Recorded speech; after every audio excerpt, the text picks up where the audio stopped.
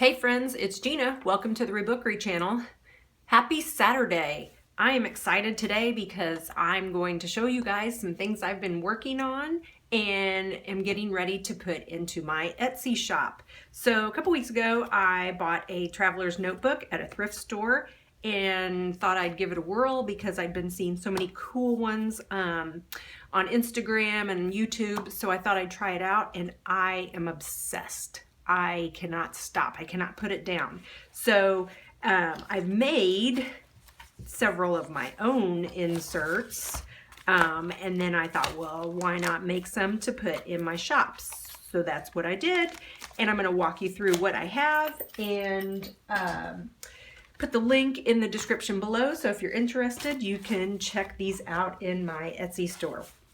So I made 5 to start off with, and I made them just like the one that I originally made for my notebook. So I kind of modeled after that. I put in the notebooks things that I like. So if you're not a junk journaler, you don't like frayed edges and torn paper, then these might not be for you. But if you're a person who loves using book pages, vintage ephemera, things that are kind of random and quirky, then these journals might be something that you would like to either put in your traveler's notebook, or they'd be a great journal just by itself.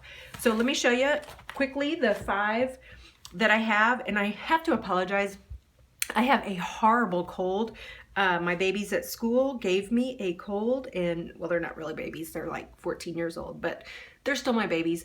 And they've been really sick at school, and lo and behold, I got sick too. So I have a Breathe Right strip on my nose.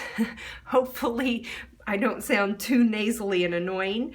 Hopefully you'll bear with me as I get through this. Okay, so for this one, this is cardstock, and I just covered it with vintage wrapping paper, added some book pages, some circles that I cut out, this cool little image that I found out of a nursery rhymes book. These are just the packaging from a pack of scrapbook paper that I had. So I cut them into circles, inked the edges, and stuck them on there. Put some paint accents, stitched around the whole thing so you can see.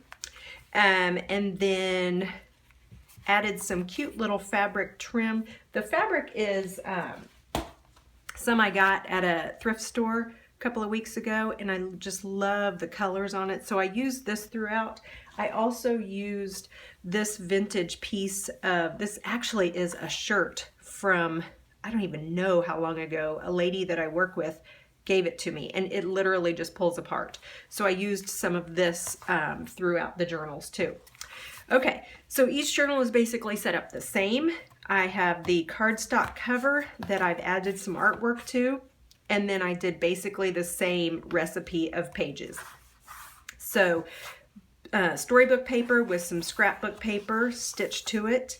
This is the accounting paper, or like a financial receipt type of paper, a ledger, and I made it into pockets. In the pockets there's a tag that's made from, it's nice thick paper that came from a nursery rhyme book or a fairy tale book, a scrap piece of like wrapping paper that would match the cover, so I tried to make all the journals cohesive. And then cute little mini notebook paper that I just stitched down the middle and left the strings hanging, so if you wanted some places for some extra journaling. My tablet paper that I love, and I double backed it, so it's like a piece of tablet paper glued with another piece of tablet paper. Hear the crinkle? Love the crinkle on this. And then I just added little speckles of like some spray mists. So there's just teeny tiny little showing of color peeking through. For my Flow magazine for book lover or paper lovers, I grabbed a page that is colored on one side and then has a pattern or some images on the other. A piece of paper from an original traveler's notebook, a mini notebook piece of paper, cardstock where I have done some decorative cutting on the edge, a calendar page from 1962, scrapbook paper that is colored on one side and blank on the other, storybook paper that has brown and white illustrations, or there was also some that had some colored illustrations too. Oh yeah, there's a colored illustration, beautiful illustration. And then a piece of paper from a Moleskine journal that I trimmed down so it fit. And then here's the center. So then as we go through, there's the rest of the pages for this journal. And then on the tablet paper, I kept it the length that it normally is. And so I just folded it, put a little stitching with some trim and fold it so you have a nice fold out. Then this is the other pocket. I put another tag in, a scrap piece from the storybook, another piece of wrapping paper. And then at the back, each journal has a coin envelope where I have tucked in 3 tags, and I've just tied it with some pretty little trim. Did a little bit of stamping on it. And then there's the back. So there's the first one. This one is pretty colorful. This is a piece of my scrap artwork that I had laying around. So I took blue piece cardstock, put this on it, glued it, stitched around, added some of that fabric trim, added a label on the front, storybook paper, ledger paper with tags, collage art, and another mini notebook, tablet paper, the flow paper, the traveler's notebook paper, scrapbook paper, mini notebook paper, storybook, cardstock, calendar. So the reason why the calendar is upside down is because the way the calendars work is they would hang on the wall. So you're either going to get the image right side up or the calendar upside down. So the image was really pretty, so I left it right side up, so the calendar will be upside down. But in my insert, I have my calendar upside down, and I actually like it that way. And then there's your Moleskine journal paper.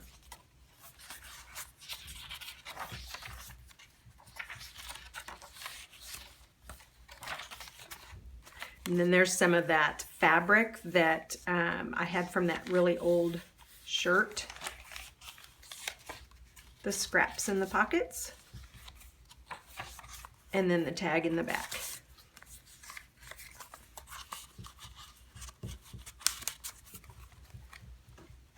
This one is a file folder, hanging file folder, that I just die cut a bunch of my scrap artwork that I had and just glued it on, and then sealed it with Mod Podge and some, I don't know if you can see, the glittery, like a glittery sealant. And then I edged this one with the fabric from that vintage shirt, and I left it frayed. And then I also have some labels on here and some lace. And then just to secure the spine a little bit more, I added another piece of wrapping paper, scrapbook paper, tablet paper, flow paper, traveler's notebook paper, storybook, mini notebook, cardstock, storybook, the ledger paper, the Moleskine, and the calendar paper. And I thought this was beautiful. This illustration, 1962. Awesome, awesome.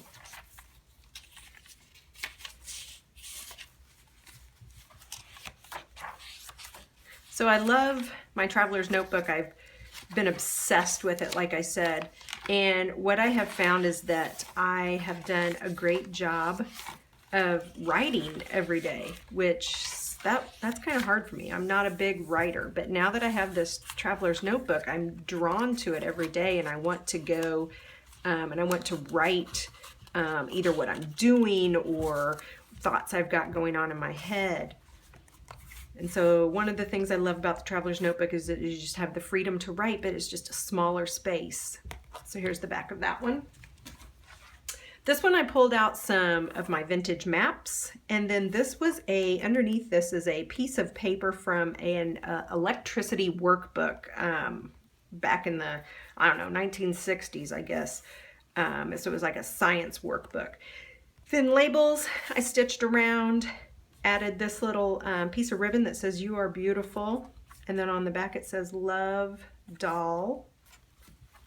Inside, this one's white on the inside because I used a piece of white cardstock. So there's your fabric trim, storybook paper, tablet paper, cardstock. This is the paper from the Flow.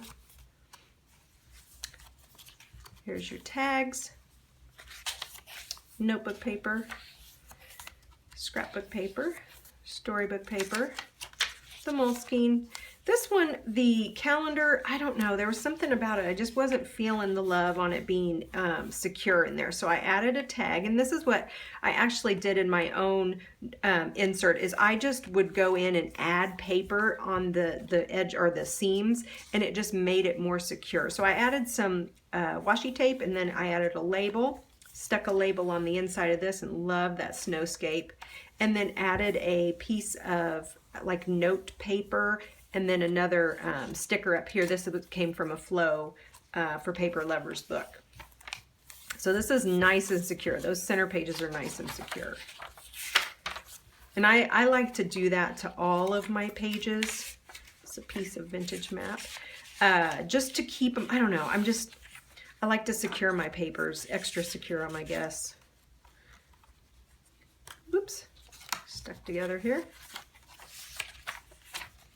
Oh, the Flow paper was actually like a black and white coloring book page that has an owl on it. And then the tags in the back. And then there's the back of that one. And this one. So this one's a different color scheme. Love the green, so I used green cardstock and then did some stamping, some paint, some collage, some book pages, vintage wrapping paper, some of my favorite vintage wrapping paper, a doily, lace, and then trimmed around it, and then added these labels.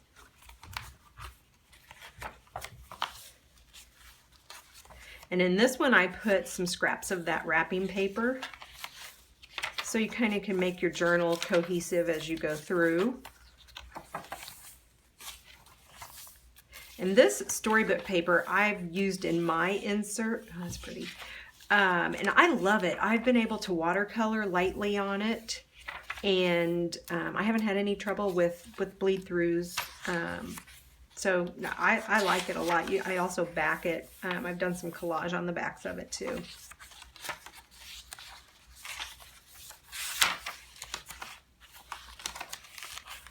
And then the tags, some more of the vintage wrapping paper. And then back here, there's no tag. There we go. All right, so how many have I done here? 1, 2, 3, 4, 5. So there you go. There's the 5 inserts. I've put them in Etsy. I just haven't pressed publish on my listings yet because I wanted to get the video ready. If you have any questions, let me know in the comments below. And I appreciate you guys hanging in with me as I went through this long video. Sorry again about the cold and the nasally voice. Thanks for watching, guys, and have a great rest of the day. Bye.